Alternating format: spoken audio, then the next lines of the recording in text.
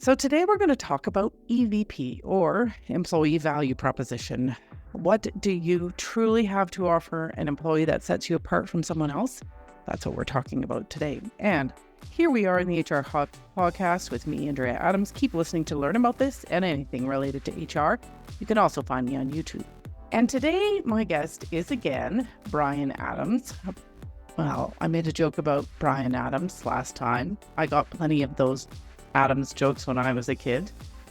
Bryan's a branding expert. He wrote a book called Give and Get Employer Branding. He's written another book as well. I'm not sure what that one's called, and is in the midst of writing another one. He was the leader of Ph.Creative, an employer branding agency. Now he's dedicated himself to not a new venture, but a careers website platform called Happy Dance. Hi, Bryan. How are you? Good to see you again. Ready and raring to go with another great conversation. Yeah, me too. The last one was amazing. Okay, so tell us, start at the beginning. Tell us about EVP. What is it and why is it important? The EVP is essentially the sort of meat and sandwich of employer brand strategy, and arguably the most important element to really set the expectations of what you're going to find during the employee experience, and also in the context of why you should care, and in the book, Give and Get Employer Branding, it was thought of quite controversial when we put on the front, repel the many to compel the few, because I think conventionally EVP was thought of to make you more attractive and to try and get as many people as possible to apply for a role. Where actually we think it's more of a smart filter. It's a two-way value exchange. The proposition, there's a clue in the name. A proposition is a two-way deal, right? And if that can be a two-way value exchange where the organization clearly sets out what they offer an employee, including what the organization expects in return, then on that basis, the candidate, an employee, can make more of an informed decision as to whether that's a proposition they see themselves fitting into or not. You described the EVP as the meat in the employer branding sandwich. Did just say that, yes. I like it. Which begs for me the question, what are the other parts of, I know this isn't the employer brand episode, but that's the meat in the sandwich. What else goes to employer brand? Yeah, so the one above, you'll remember, like we talked about the employer brand strategy. The one above is reputation, so what you want to be known for. And the one below is experience. Where does the rubber meet the road, and where do you invest your time branding those key points of employee experience, candidate experience, alumni experience to prove out the proposition, So the proposition is designed to be in service with the reputation, and the experience is designed to be in service to the proposition. So that's why proposition is in the middle, reputation above. That's the top bread, and the bottom layer of bread is the experience. There you go. Okay. You talk about, and you've already talked about it already, actually, the give and get. Just dig into that. How's it relevant?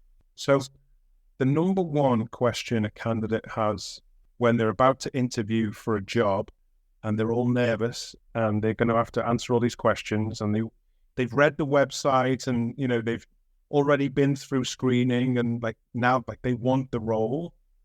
There's a moment that we've all probably experienced of anticipation of imposter syndrome. Oh no, do I have what it takes to do this job? When the role reads like an absolute day trip, it reads like everything's amazing. The people are incredible. Benefits look outstanding. Everything's sunshine, rainbows, smiles, hugs, and happy days. There's something missing. Okay, what do I really know? And people will search on average between 6 and 8 hours online to try and find the truth about an employee experience before even deciding to apply for a job. What they're looking for is, okay, but do I have what it takes to thrive? What are the adversities, the harsh realities, the challenges, the sacrifices, the commitments that aren't being talked about that I need to be prepared for? So the give and get methodology of proposition is quite forthright with that information, but positioned in context, not just as a sort of 8-mile approach of putting the negatives out there so you can't be blamed afterwards. Putting them in the context of, well, some people look at an adversity and a challenge and say, "Oof, that looks too hard. That's not for me." Some people look at it and think, "That's easy. That wouldn't challenge me enough." And some people think, "Wow, I think I could be stretched. I think I've got what it takes to do it, but I'd get a lot of fulfillment in that. And that sounds intriguing." And they're compelled enough to lean in. So the one message can get different reactions based on skill set, capability, mindset, and so on and so forth. And that's what it should be designed to do. Hey, business owners, executive directors, are people stresses or challenges getting in your way? Imagine managing your people issues smoothly, addressing, better yet, dealing with employee problems before they're ever a big problem, adapting to all the changes in employee rules, and doing all of this easily. I can deal with your HR challenges so they're resolved. With me, you'll get the right things done, build a strong team, and create a workplace where the right people want to be. Your business deserves to thrive without a lot of HR hassle. I'm here to help you make that happen. With my assistance, you can focus on business growth supported by a strong team. Take a first step towards a better business today. Reach out and let's chat. Visit thehrhub.ca and let's begin transforming your people challenges. Can you provide an example, actually, of how an EVP worked? Yeah, sure. So remember, probably the most nervous I've ever been in my career was after the research we'd done for the Apple employer brand. And we were presenting back into a very senior room. And I had to break it to this senior room that virtually everybody in the organization that we spoke to had told us that there wasn't very much work-life balance at Apple. Like it's a place where, you kind of got to leave your soul at the door and give everything you've got. So of course we do this. And there's a pregnant pause and a sort of awkward silence until someone leans forward and says, "Well, what do you expect us to do with that? We can't tell people that. People will leave. That's, what you want us to do." So obviously I answered with, "Well, they're the ones that told us, like they already know. But rather than it be a 600-pound gorilla in the room, we should lean into the fact that actually at Apple, you have to commit to the cause and contribute and sacrifice a little bit more than in other places, more than most. But if you do that, you work with some of the world's best minds you'll ever have the privilege to be in the same team as. You're going to find out what you're truly capable of faster than anywhere on earth. You've got the best resources around you to solve problems and fail fast than anywhere else. And you get to see your work in the hands of millions of people every day. So there you have a give and get of sacrifice, commitment, whole work-life balance, but opportunity to thrive and be the best version of you and contribute to something. And you get to see that impact significantly all around you every day. And that's not for everybody. But that might repel a lot more people than compels leaning in. Isn't that a good thing? Do you want somebody to find out in their first 30 days that they couldn't possibly cope and thrive and survive at Apple? Or do you want them to know that before they apply and nobody's time is wasted? And we spoke to engineers that worked a 14-hour day on site at Apple, went home and did another 4 hours because they just wanted to. They were obsessed. That's the type of person it takes to thrive at Apple and do the world's greatest technological sort of innovative work. That's what it takes to thrive there. How does an EVP fail? Under what conditions is an EVP failing? Oh, what a great question. So typically an EVP will fail if it's true but nobody cares. So it can be truly authentic, be factually correct, but it's not compelling at all. Nobody cares. How does that happen? Well, I mean, it's not compelling. It's you're basically saying it's boring. Yeah. I mean, just as an exercise, let's just take healthcare for example. You go and Google the top life sciences organizations in the world, or the top 10 organizations with anything to do with healthcare. They're all going to be blue. They're all going to have a sans serif typeface, and all of their EVPs and the employer value propositions are going to talk about purpose. And what you could do, Andrew, which is quite a fun little exercise, is take all the EVPs, take all the brands, shuffle the names, and attribute an EVP to a brand in random order, and it won't make any difference whatsoever. It's true. It's so true. Yeah. So, you can be flat, vanilla, and boring, and all the rest of it. And if you've done that, it means you just haven't dug deep enough to find the gold that exists in your organization. And I've been digging and digging for 20 years, and we find unique gold in every organization, such that it gives you goosebumps. It's like, oh my God, that is the feeling that I get. This is why I'm here versus the place down the road. And you have to find it. Because it's all too easy to make up something that kind of sounds okay and talks about purpose and this, that, and the other. But it's instantly forgettable. It's boring. So that can fail. The second thing is you can turn the dials up on the attractiveness, and you can say something that sounds amazing, but just isn't true. I'm afraid to say this is true, but sometimes you get a domineering CEO that says, no, I want it to be this. It's like, oh, but that's garbage, or, that sounds great, but it's not true at all. It's just, so there's a lot of reasons why an employer brand can fail. And typically it comes down to either a little bit of bravery lacking to sort of stand out and sort of stick behind your sort of conviction, or it could be compelling and extremely effective at doing the thing that the organization doesn't need. So it might be make you really attractive, but the wrong message attracts the wrong type of person. Or it could be instantly forgettable, or, I could go on and on and on. And it ultimately comes down to tactical execution rather than a strategic approach. Are you leaving it there? Leave it there. It usually comes down to tactical execution versus strategic approach. What does that mean? Well, I'm glad you asked.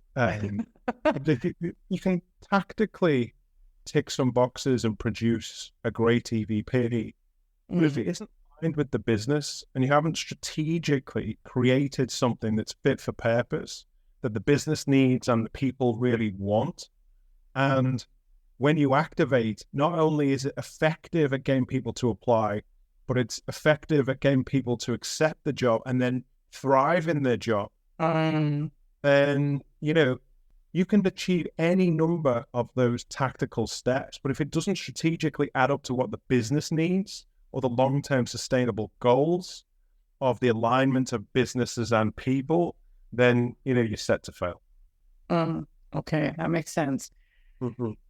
A question that occurred to me while you were just talking was about those executives who say, no, I want to say this. How much of your EVP can be aspirational? Ooh, are you ready for a bomb that I'm going to drop on this conversation now? Yes, I am. So this is controversial. Get ready for loads of angry comments. But in most organizations today, especially in a volatile world where most organizations are in transition, I think in order to be 100% authentic, your EVP should be at least 80% aspirational. 80%. Yeah. So then how do you argue with that CEO who says, no, we're this? Okay. I will tell you. I'm glad you asked. So, and I'll say that again. In order to be 100% authentic, it needs to be at least 80% aspirational. And the argument can be explained simply by, talking about you need to skate where the puck is going. However, if you say you're already there, so the CEO says, no, we are the most innovative organization in the world, then that's a falsehood. It's not authentic at all. It's only aspirational. If you say, here's what we want to change the world by getting rid of zero emissions in aviation. I'm going to make something up. In order to do that, we need to go on a journey and become the most innovative company in the world. It's going to take us 4 years, and we need people with this capability, and this capability. And when they join us, they need to put up with this adversity, this challenge, and this sacrifice. Now, do you want to come on that journey with us? Because that's where we're going, and that's what it takes to get there. Now, if your employer brand strategy lays that out and you tell that story, it's 100% authentic and at least 80% aspirational. Now, the alternative is you tell the truth about the current reality, right? So you don't claim to be innovative at all. You don't claim to be the best market leader and this, that, and the other rest of it. You just tell the truth about now. Now, that isn't inspiring. It's not valuable to the organization. And you're not going to be fulfilled in a career by having your expectations set in that way. Does that make sense? It does make sense, but it begs the question for me that when your business strategy, when your strategy changes, which inevitably it's going to do, then do you have to change your EVP? Yeah, so your employer brand should be as sustainable as the sort of the chapters in your vision and your business strategy. So the vision of an organization technically, should be good for 20 years. Mm-hmm. Your business strategy might change every 5 to 8 years at a sort of macro level. And annually, the sort of navigating the landscape, how you do that from a business perspective might change all the time. Now, your employer brand needs to be aligned with your vision. Your EVP needs to be aligned with the terrain that you are navigating today. Now, the themes shouldn't change for a good 3 years if you've got those themes right.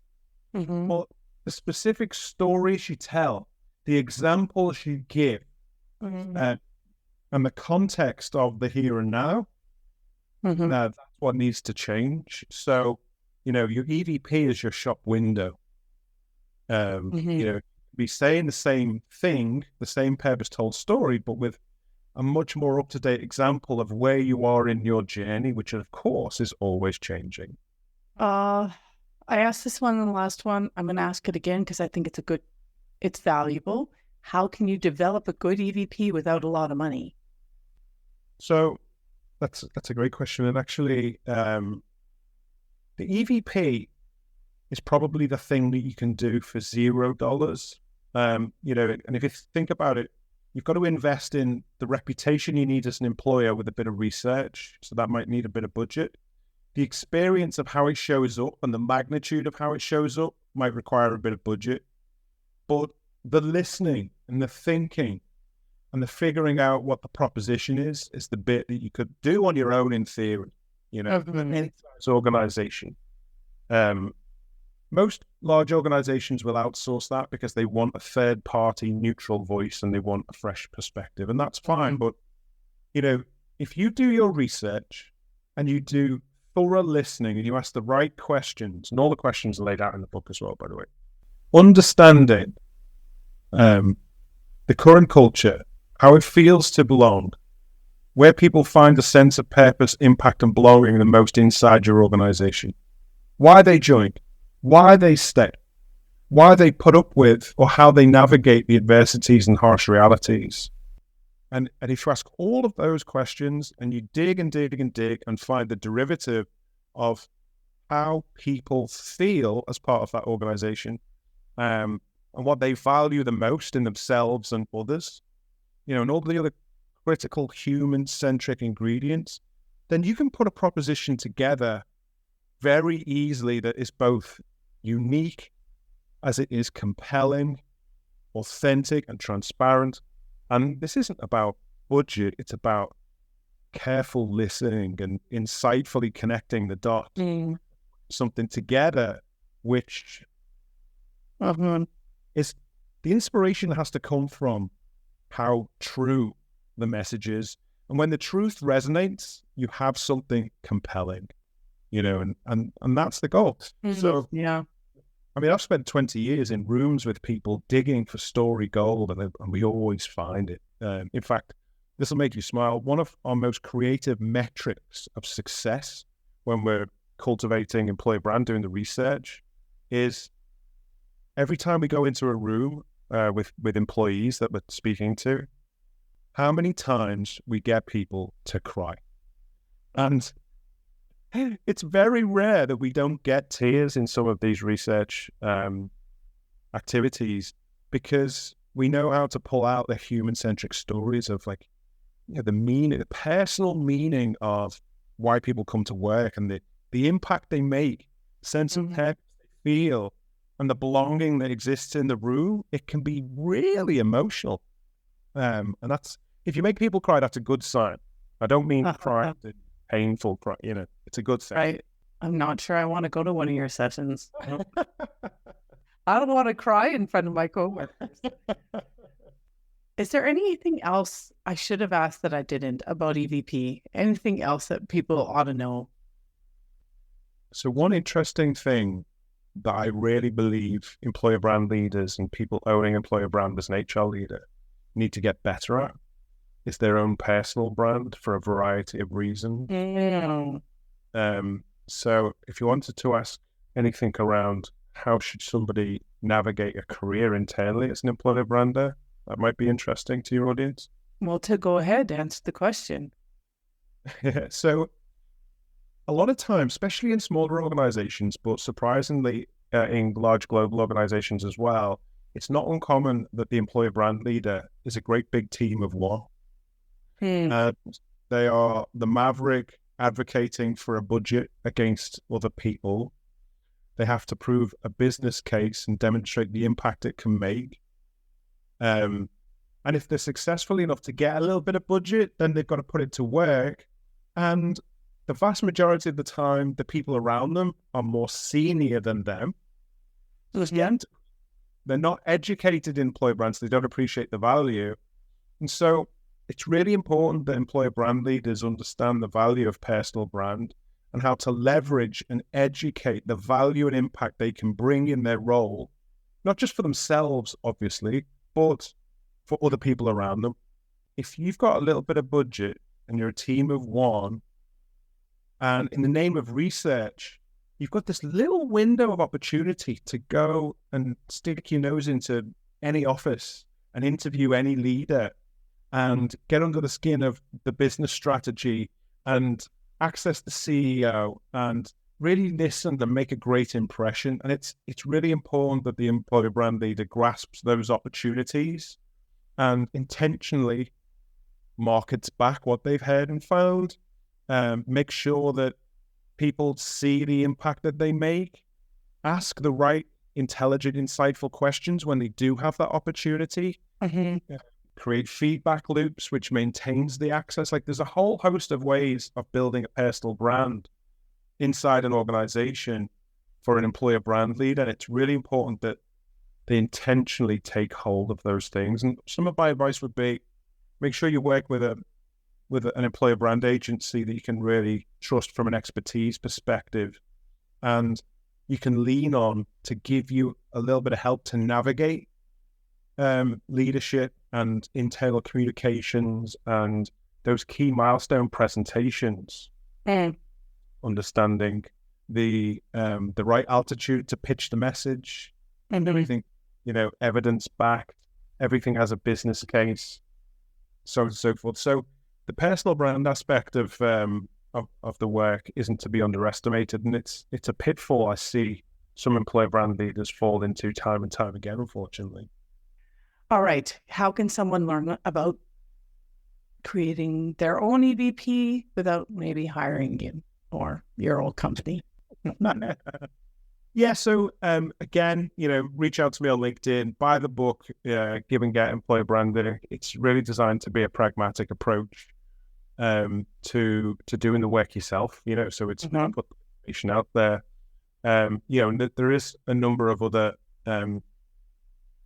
forums and sort of Facebook groups and that kind of, but actually tap into a network of other employer brand leaders. What I've found is people are just lovely and generous and happy to help. But start somewhere, jump in, publish your wins and fails on LinkedIn and connect with people there. And when you give with generosity, typically you receive with the of impact as well. So that would definitely be my advice from a starting point perspective. Well, thanks, Bryan. That was eye-opening. The part I'm reflecting on now is the part at the end about your own personal brand. I think it doesn't actually matter what role you're in. It's probably more important in branding, but that we all kind of need that. However, we have reached the end of this episode. Thanks for listening out there. We'll catch you next time when I talk with another insightful guest.